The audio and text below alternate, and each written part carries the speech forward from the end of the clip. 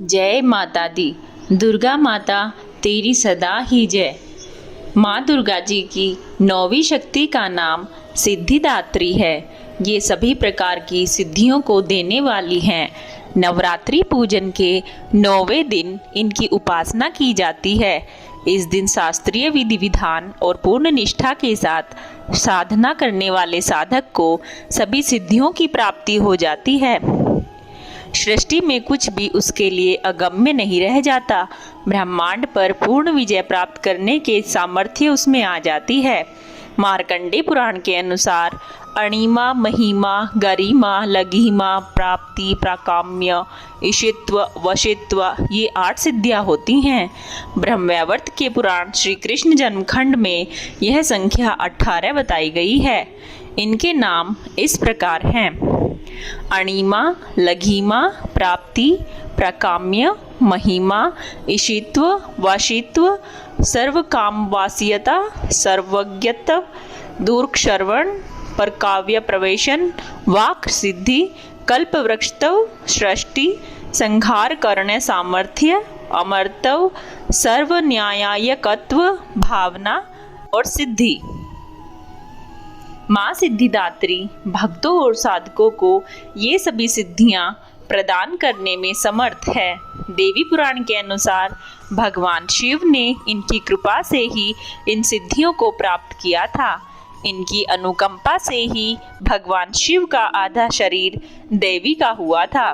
इसी कारण वे लोक में अर्धनारीश्वर नाम से प्रसिद्ध हैं।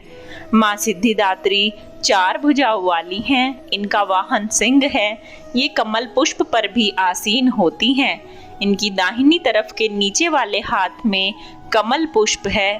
प्रत्येक मनुष्य का यह कर्तव्य है कि वह माँ सिद्धिदात्री की कृपा प्राप्त करने का निरंतर प्रयत्न करे, उनकी आराधना की ओर अग्रसर हो। इनकी कृपा से अनंत दुख रूप संसार से निर्लिप्त रहकर सारे दुखों का अंत होकर मोक्ष को प्राप्ति होती है। 9 दुर्गाओं में माँ सिद्धिदात्री अंतिम है। यह अन्य 8 दुर्गाओं की पूजा उपासना शास्त्रीय विधि विधान के अनुसार करते हुए भक्त दुर्गा पूजा के 9वें दिन इनकी उपासना में प्रवृत्त होते हैं। इन सिद्धिदात्री माँ की उपासना पूर्ण कर लेने के बाद भक्तों और साधकों की लौकिक परलौकिक सभी प्रकार की कामनाओं की पूर्ति हो जाती है। सिद्धिदात्री माँ के कृपा पात्र भक्त के भीतर कोई ऐसी कामना शेष बचती ही नहीं है जिसे वह पूर्ण करना चाहे। वह सभी सांसारिक इच्छाओं आवश्यकताओं से ऊपर उठकर मानसिक रूप से माँ भगवती के दिव्य लोकों में विचरण करता हुआ, उनकी कृपा रस पीयूष का निरंतर पान करता हुआ विषय भोग शून्य हो जाता है। माँ भगवती का परम सानिध्य ही उसका सर्वस्व हो जाता है। इस परम पद को पाने के बाद उसे अन्य किसी भी वस्तु की आवश्यकता नहीं रह जाती।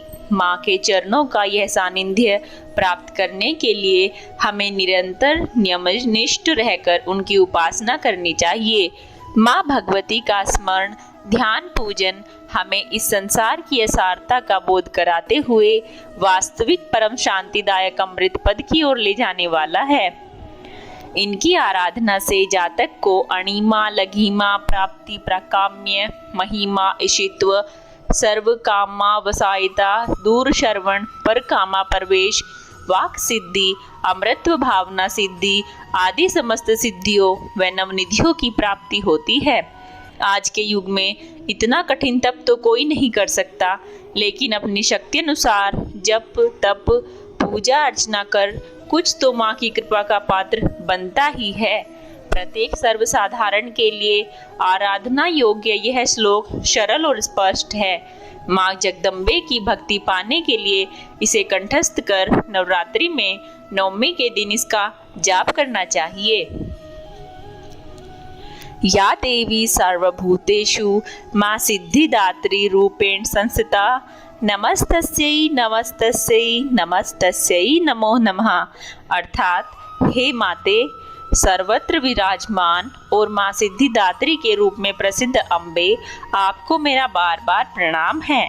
या मैं आपको बार बार प्रणाम करता हूँ। हे माँ, मुझे अपनी कृपा का पात्र बनाओ। अगर माता सिद्धिदात्री की पूजा पूरे विधि विधान और पूर्ण निष्ठा के साथ की जाए तो व्यक्ति को सभी सिद्धियों की प्राप्ति हो जाती है। माँ सिद्धिदात्री का भोग। मान्यता है कि माँ सिद्धिदात्री को मौसमी फल, चना, पूड़ी, खीर, नारियल और हलवा अति प्रिय है। मान्यता है कि माँ सिद्धिदात्री को नवमी पर इन चीज़ों का भोग लगाने से वह प्रसन्न होती हैं। नवरात्र पर्व के अंतिम दिन माँ सिद्धिदात्री को प्रसन्न करना चाहिए। अगर भक्तजन माँ सिद्धिदात्री का दर्शन करना चाहते हैं तो छिंदवाड़ा के 1200 साल पुराने मंदिर में जा सकते हैं, जो कलेक्टर बंगला के पास गोरैया रोड पर स्थित है। आप यहां मां के अंतिम स्वरूप का दर्शन कर प्रसन्न कर सकते हैं। दोस्तों, यह माता के अंतिम स्वरूप की कथा थी।